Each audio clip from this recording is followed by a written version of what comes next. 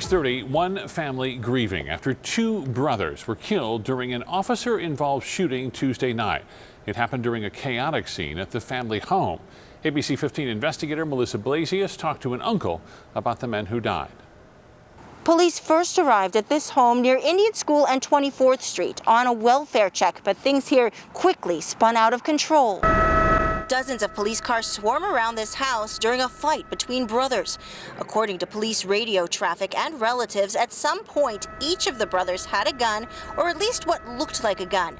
But the fight spilled into the backyard and confusion began about who had a gun and who was shooting. I think he's holding a long gun in the back, like another unit in the back.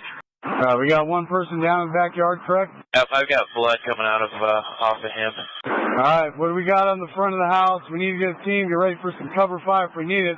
Ultimately, police realized it was two officers who did fire their weapons. Relatives identified them as 44-year-old Emmett and 43-year-old George Cockerham. They were sons of a Phoenix firefighter.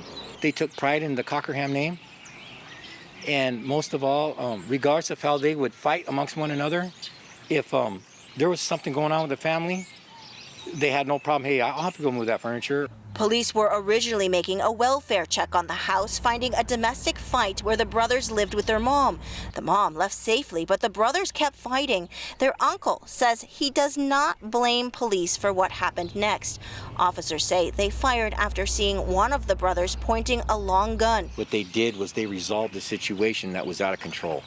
In their eyes, I would take it as a life and death situation. Are you really going to distinguish, hey, is that a BB gun or is that a real gun? The family says police told them the second brother had a BB gun. The family now trying to cope as the mother must bury both her sons.